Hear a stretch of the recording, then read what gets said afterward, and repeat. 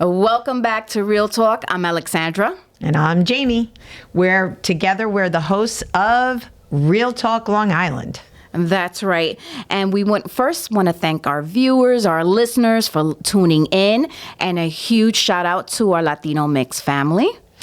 Don't forget to download the Latino Mixx app. YouTube, you're going to find us at Real Talk Long Island.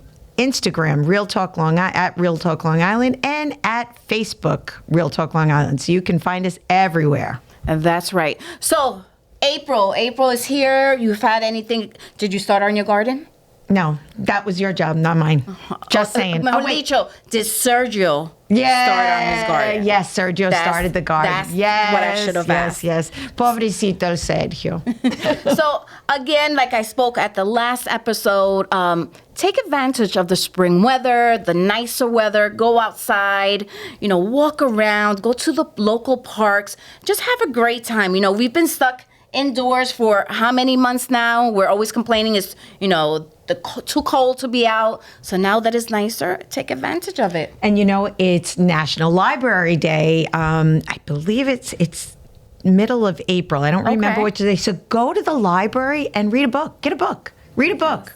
Knowledge is key, right? Well, also it's relaxing to read that books. I don't know. You know what? I like to listen. I like the audiobooks. Okay. It's just easier. I like to take notes, so that works for me. And my library has audiobooks, so you can go to the library and pick out your audiobooks. I have my subscription.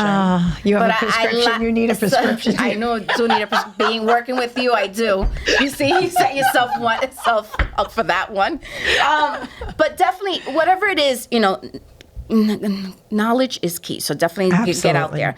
And don't forget, April 28th is our annual tea party. It's going to be at Fogo de Chao in Huntington. So be sure that you join us. It's going to be a brunch, 11 a.m. So make sure that you purchase your ticket. Visit flutterfliesmovement.com. April 11th, Town of Brookhaven is holding an event that's going to train everyone in the real estate world to make sure our community gets the down payment assistance programs. Some of them are up to $60,000. Can you imagine getting your first house? Also, Special Olympics, first time here in Suffolk County at Smithtown. There's going to be a lot of great kids, and that's going to be April 14th. Beautiful. So we have two great guests. Yes, we do. I think it's time to introduce them. I would like to introduce Ray Meyer from Paws of Wars. Ray, pleasure welcome. To be here. Thank you for having me. Thank you for being here. Ray. So tell us a little bit about what you do with what is it? The Paws of War. Paws of War. Established in Wisconsin, Long Island. We deal with veterans and first responders, or mission statement. Beautiful. We do a lot of bringing back animals that are on deployment with veterans from overseas.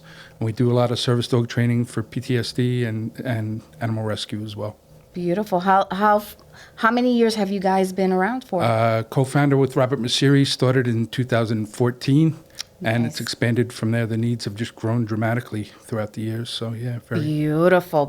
Ray, tell me a story about the most touching rescue, bringing a dog back from the war zones. There you go. We had 5 puppies that came out of the Africa area in Kenya. The veterans were on deployment. The pictures that came back to us, they were coming through rivers with horse and buggy. We got them out of the country, and we reunited them down at a VFW hall down in Roanoke, Virginia, I believe, if I remember correctly. The veterans hadn't seen the dogs in probably over 6 months, and by the time they got there, the dogs were a little bit larger, but the dogs all remembered their veterans, and it was just very, very tearjerking. I'm getting the goosebumps again. That is amazing. Very special. Beautiful. So now we have another amazing guest over here, Jamie. Allie is a recipient. First of all, she's a woman veteran. That's really important. A Latina woman veteran, which is even more important. And she has a wonderful dog she's going to tell you about. Thank you so much for having me here. So, don't know if you can see him down here. Hudson is a service dog in training. Pretty close to, getting toward completion of training. He's working really hard. He is a Bernese Mountain Dog, and he was a rescue from Paws of War. I got him as a puppy. He was about 3-ish months old. Started training right away because it's very vital, you know, to just kind of start immediately. Just even the training process for me and him is restorative. It gives me confidence, you know, when we're out and we're working, you know.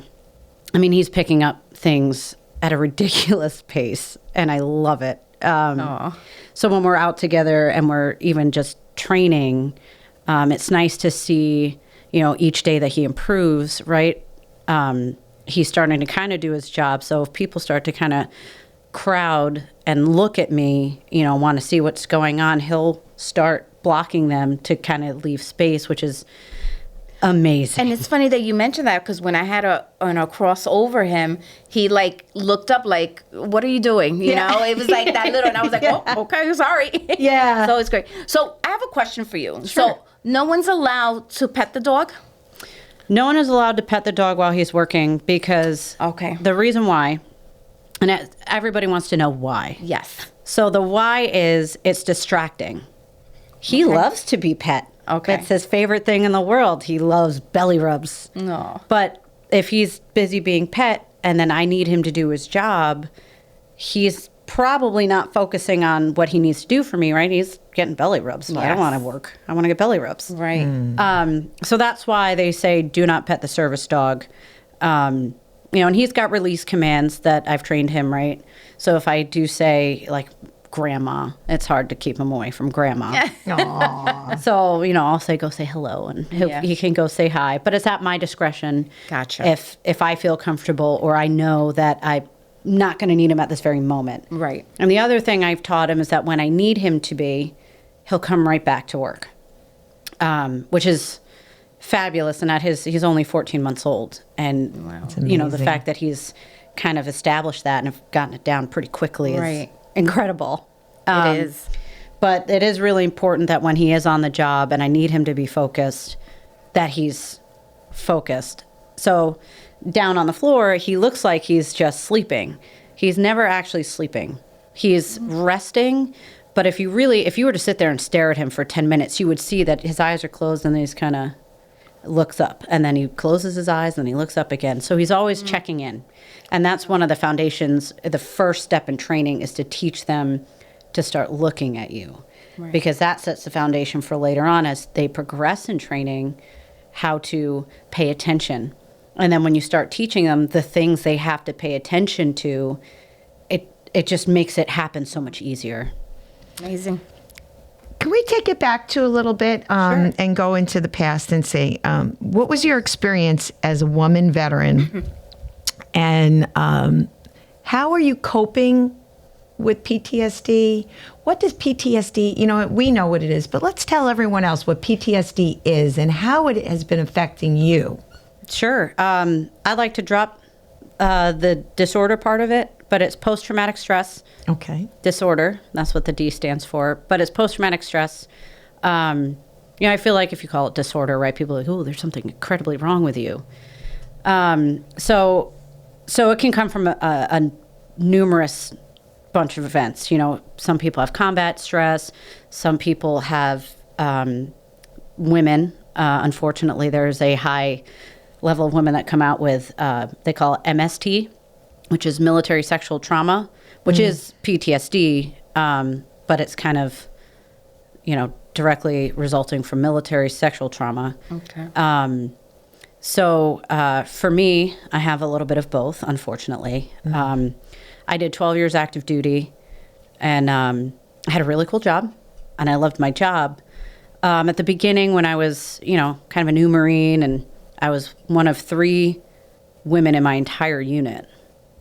That was it. And 2 of them were pilots. So, like, we weren't even on the same level together. I felt, and I know I was wrong, right, because this isn't a real thing, but I felt like I had to work twice as hard as any man just to be looked at as sort of equal. Yeah. And I busted my butt and did really dumb things, lifted things that were too heavy, you know, and I'm paying for it now. Because I do have back injury, I have a hip injury, I've got a knee injury. As you saw, I'm wearing a brace today. Yes. I've got a shoulder injury. I've got right foot arthritis I broke my foot. So the list goes on. But I was really determined, maybe it's the Latina thing, but I was really determined to, let my work ethic be my value. I have more value than my work ethic. I've learned now that I'm older. I was about halfway through the 12 years when I experienced my sexual assault. I won't go into detail. No. But at that point was interesting because I felt invincible. I had this great rapport with the Marines around me. Even my senior leaders, right? Everything was great. I was doing well, didn't really have these issues. And I was like, see, if you just do this, nothing will hurt you. I was wrong.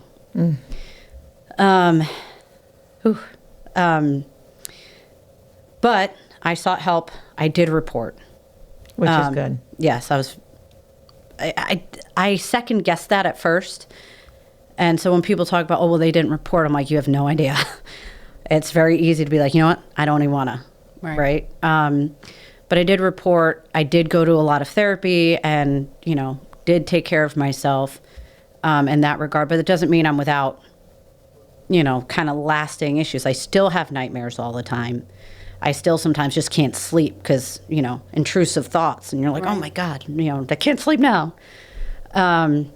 So Paws of War came into my life. And when the VA recommended that I get a service dog, I was like, that's crazy. I'm too young and I'm not that broken. I am. But not in a bad way. I needed to understand that it's okay to need help and get the help that you need. Yes. So I conceded, I caved, and it is the most rewarding thing. And this program is great. It's not easy. So I have the dog. I train the dog at Paws of War, but he's also at my house. I have to train him every day to get him to where he's, if you could see him, he's just chilling.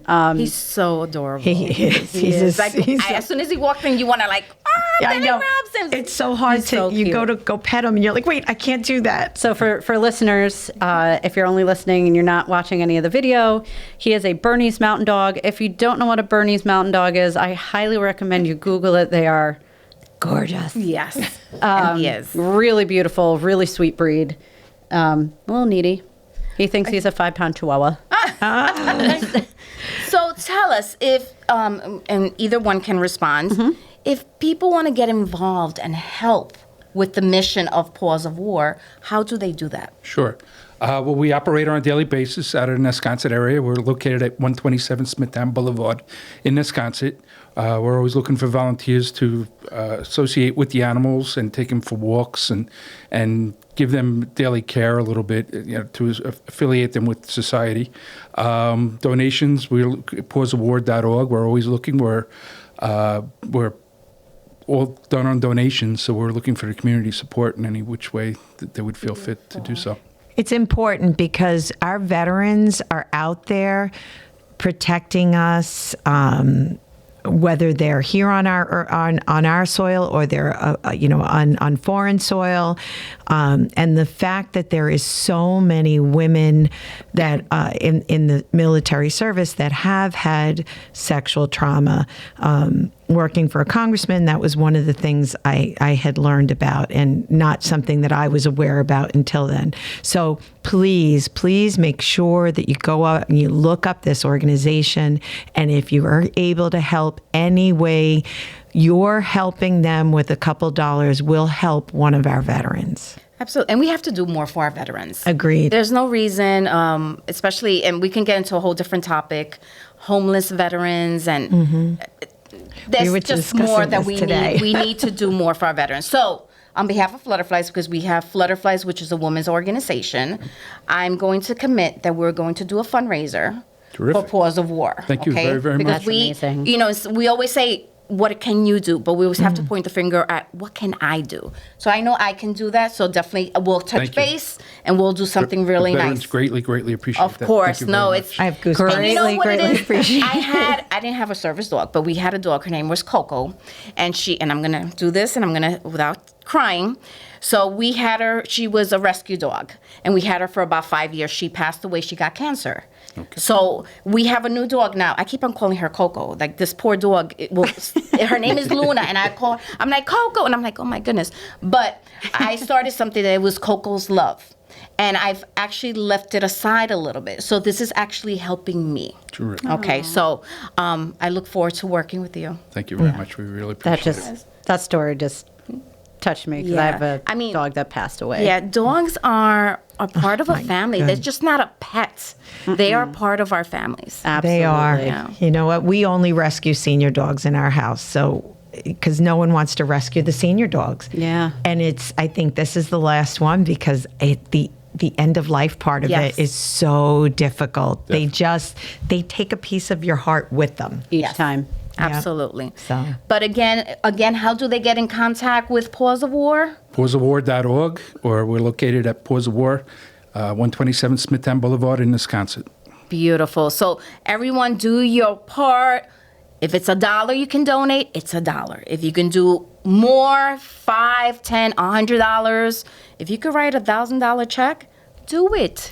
You know it. what? Why And not? The kids can do lemonade stands and cupcakes, bake sales, and that money that they earn, they can donate to Paws of War. You know what? We'll talk to Wings of Empowerment. So Manny Troch, get ready because I'm coming. Get ready. Here she comes. You know when she comes, we have to get chop, chop. But thank you both for sharing Paws of War, for sharing part of your story. Definitely, we appreciate it. Thank you for having me. I appreciate it. Thank you very been much. great. Thank you. Awesome. I guess it's time for a break. It is. We'll be right back.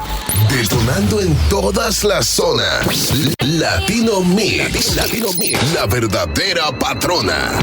Dale play a tu bocina. Wow. Welcome back. Can you imagine the life of these wonderful people we had on? You know what?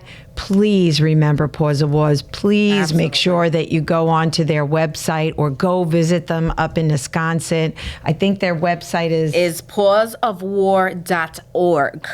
It's so important. These veterans give their lives to us and they protect us and they keep our freedom here in the United States. We all forget about it because we live in a country that we can have freedom. But if they didn't do what they did to defend our freedom, we would not have it. So now let's defend them. Absolutely, absolutely. So again, thank you to Ray and to Allie for joining us this evening. It was amazing. Oh, Thank and what you. was the dog's name again? I don't remember now. It was just gorgeous. Like He was that gorgeous. We Yeah, left that was his name was Gorgeous Boy, I think, in my mind. So, again, please reach out, do your part, pawsofwar.org. And again, they're on 127 Smithtown Boulevard in Wisconsin. Like Ray said, if you have a few minutes, you want to walk the dogs, do some volunteer work, take your teenage kids, your young kids, and go help. Help And socialize definitely- those dogs. You know what? This is the way I see it. A step closer to heaven. So do your part. So tell me, April, I feel spring weather, excitement. What do you have for us? Well, this April, we have so much going on, but I do want to talk about with the spring weather coming up and the Okay. people that we have walking around. It is National Pajama Day. When is Pajama Day? April 16th. Pajama day. So what does that mean? Here in the United States, it's Pajama Day every day nowadays. Sorry. That is true. That is true. What do you feel about that? Pajama day, if it's a fun day, because even I remember my grandson, they have pajama day at school. One day out of the year you go, fine. But I don't like, you wear your pajamas to the supermarket, everywhere you go, especially the younger kids, but I always just see it with adults in pajamas. No, and the flip-flops with socks, that's a pet peeve. I can't stand that. I was just in an event in a high school, and my colleague and I were saying, everybody are wearing pajamas or sweatpants. No one wears jeans anymore. No one dresses up. Yeah. And you go to the supermarket, everywhere you go, you see it now. Pajamas. I mean, my mother would have my back of my crazy? head. That chanclita would have been wherever we were and hit us in the back of the head. In our times, we weren't allowed to go out with ripped clothing. Now, No. that's being in style. You're crazy. We had to toss that out. There was no way you would leave the house in ripped clothing. When we would go to church, it would have to be your dress, or you definitely had something nice on. No jeans in church. I wasn't At least allowed- when I grew up. I wasn't allowed to wear jeans when I was a child. Oh, really? Wasn't allowed until I was in my teen years, and I can remember my cousins. The only times I was allowed to wear jeans is when I was horseback riding, and then even then it was only until my mother got me riding pants. Nope, I was not allowed to wear jeans, and my cousin snuck me a pair of jeans, and I remember putting them in my backpack to go to school, and got to school and I would put them on, and I forgot to take them off, and I got home and got smacked back of the head. That's too funny. So pajama days, we know you don't like that, so please do not approach Jamie if you have pajamas. But I also want to talk about, now that it's getting nicer out, it's the opportunity. I think during the winter, we forget about self-care, exercising. I know I've shared that I've gained so much weight. Now I have to start I love it when you wake up, the sun is shining, or, it's daylight, it's not still dark out, to go for walks. Do your part, and you start eating a little bit cleaner. So when I was in El Salvador, I ate clean for that whole week, which I mean by that, it was like no fast food. I had some soda because the soda taste is different over there, so I wanted to, get a taste. But when you order juice, it's actually juice. It's not Real juice, water yeah. and sugar like it is out here, right? Agreed. You ask for orange juice, it's squeezed. So I ate so clean. So when I got back, my stomach was a little, all over the place. But with that comes, what I want to really talk about is, I want to do some spring cleaning, but I want to clean my pantry. And this is what I'm going to share. It's going to be a little hard for me. I don't know how you're going to feel about it. But when I got back from El Salvador, I remember the first thing I grabbed the next day, because there was no food in the fridge because we cleaned out the fridge before leaving, was a box of macaroni and cheese. And when I started making it, I was looking at it and I was like, oh my God, this is what I'm going to eat. It just hit me because I haven't been eating any junk food for a week. Not sweets, not anything like that. So, I know that we live in a country where it's fast-paced. We're always on the run. So we pick up, the McDonald's for the kids, the chicken nuggets, this and that.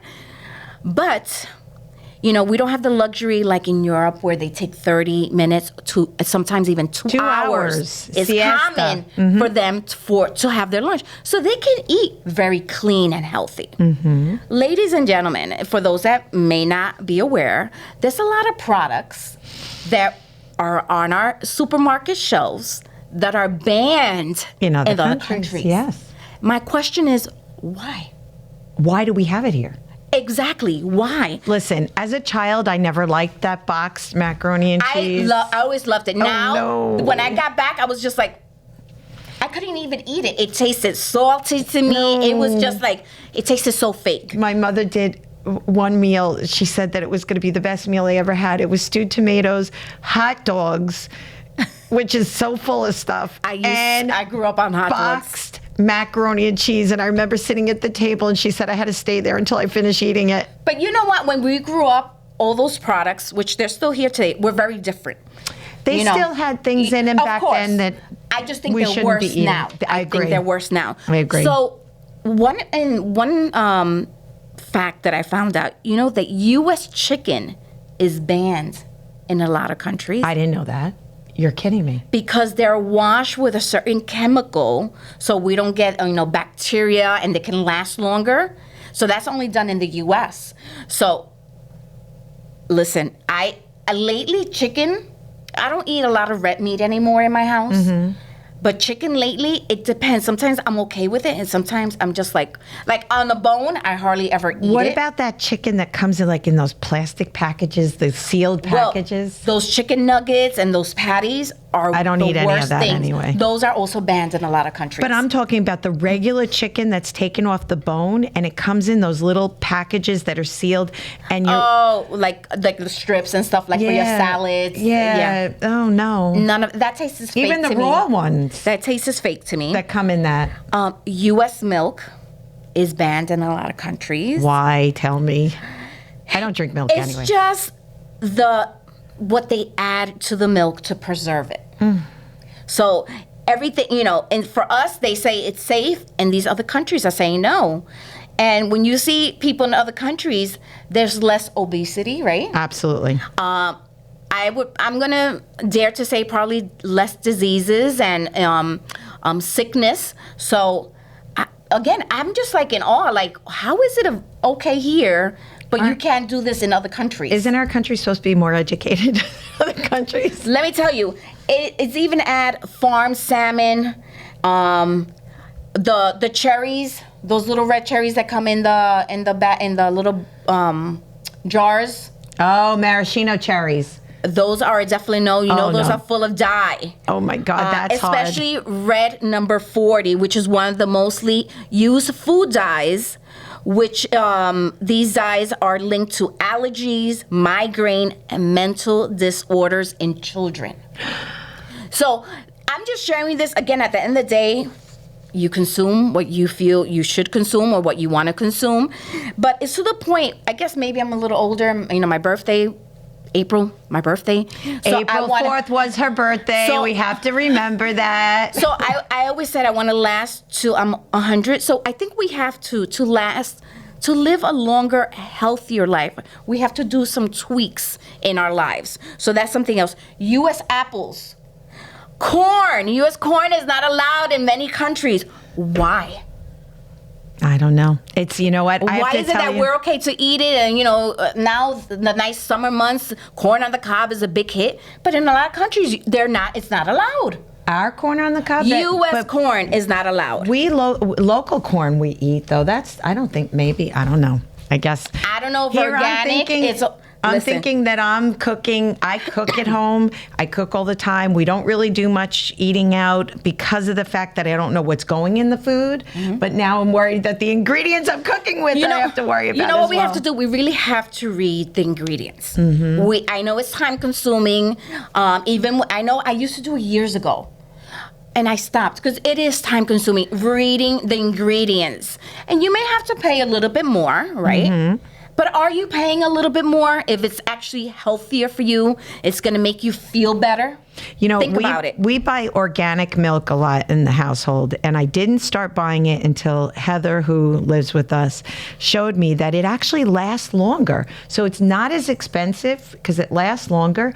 And it's healthier. Oh, yeah. We buy organic milk in the house. And it's true. It'll last like 2 months in the fridge. Why is that when regular milk that has all those preservatives in it and it goes bad quickly? And like my sister says, a cow milk, right? The milk should be for a cow. Why are we drinking it? I drink almond milk. So that's another thing. So I've heard this one before, U.S. breakfast cereal brands. So banned in Japan and European Union, such as Rice Krispies, Frosted Flakes, Honey Bunches, Fruit Loops, with all those dyes. That's why it looks so colorful and sugary. Banned in other countries.